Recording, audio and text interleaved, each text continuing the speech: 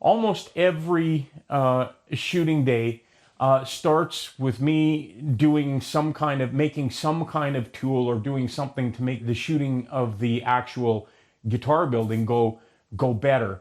And I really think that I could make good use of a center finding gauge. So I've got an offcut piece of oak from when I did the router wing extension. And then I have a couple of these sort of screw posts that I can use for the sides of the center finding gauge. I'm debating right now, I will decide as I make this, whether I want to drill a hole and friction fit a pencil in there, or whether I want to take a nail and put that in there with a sharp point and use that to actually scribe a line as opposed to drawing a line. The reason being that on the acrylic, I don't think the graphite from the pencil is going to show up too well. So that's where I'm going to start anyway.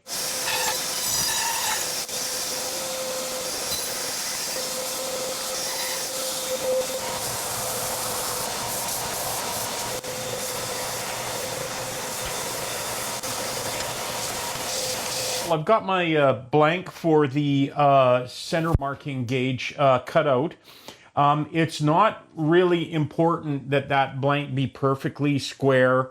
And the reason it's not important is because we're going to have two posts on either side, and with the marking scribe in the middle. What's important is that these two posts and the marking scribe all be on the same plane or same line, and that they are straight. That's the only thing really that matters for this. So what I'm going to do is take this nail, cut the top off of it, and put it in my drill press so that I can sharpen the point.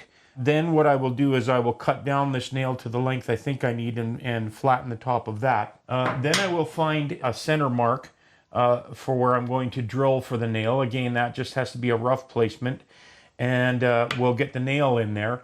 And then I'll show you how I make sure that I get those posts drilled into holes that are exactly the same length from where the nail is, so that our center gauge is accurate.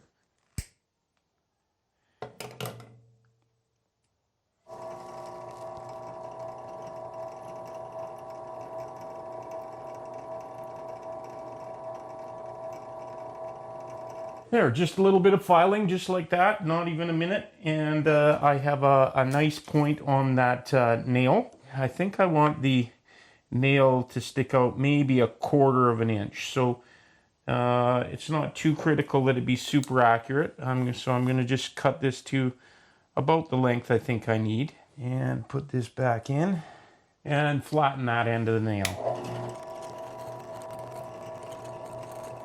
That's that nail shaped. I'm going to pre-drill a hole for this nail, just a little tighter than the actual nail is. The nail is 0.08 inches thick, and I'm going to use a 5/16 inch drill bit, which is 0.07 inches, so it's just a little smaller. What we need to do first is find roughly the center of our blank.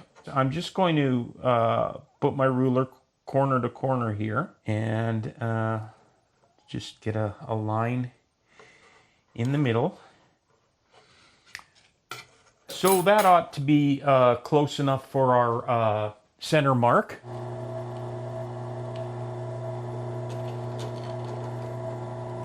That's our hole drilled for the nail. What I'm going to do to make sure that I get the holes for the posts drilled exactly the same distance from the hole on either side is I'm going to put a nail through this into a piece of scrap wood, and I'm going to nail it down.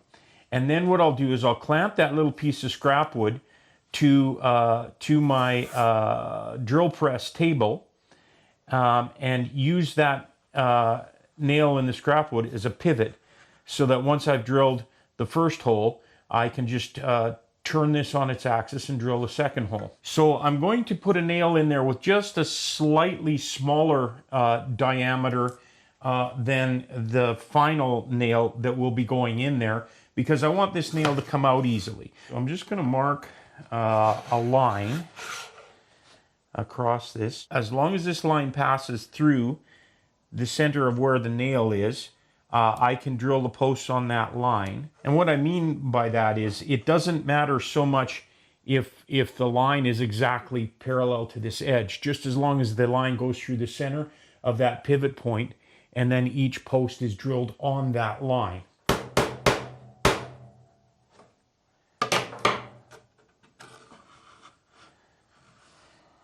All right, well, I did some test drilling just to make sure these posts were going to fit snug. The post is 9/32. So I first started actually with a brad point bit, a 9/32 brad point bit. The post ended up being too loose. So I used a 17/64 brad point bit, which is just one size down from that 9/32, and that was too tight. I thought, what am I going to do? You know, I can't have this as loose as the next one up, and it's too tight now. So I thought, well, I'll just check my twist bits. So I took the 9/32 twist bit and just honed out that hole that I made with the brad point, and this post is fitting pretty snug in here now. I'm going to use a little bit of thick super glue to hold it in place when I'm done. So I'm ready to drill this now. So I'll start with that 17/64 bit, and I need to clamp this little jig down. Okay, so I've used the brad point to mark my two starts, and I'm ready to drill this hole, and then I'll hone it out.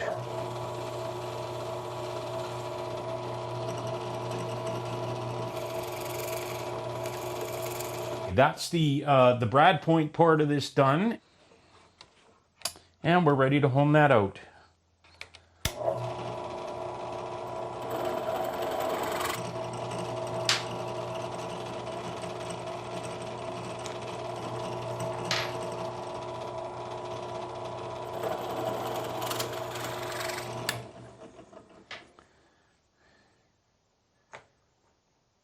What I'm going to do now is sand this. Now, I've drilled this on this side. This is actually going to be the bottom side because this is where we went in with the drill bit. So this is the most accurate exit for all of those pieces. At the top, it could be slightly out of alignment. So what I'm going to do is I'm going to sand this. I'm going to make sure I know which side I drilled on.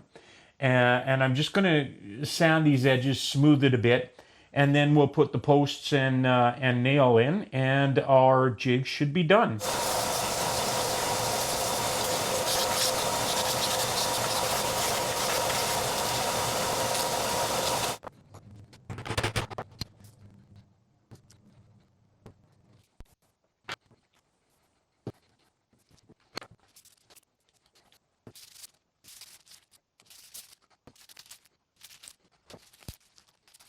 Okay, so that's the marking gauge made. I remembered the little trick about using super glue as a wipe-on finish. So there's what that looks like, and I'm pretty happy with that. So hopefully that will work out well for me. I've got a little bit of super glue to kind of scrape off the posts on here, but that marking gauge is done.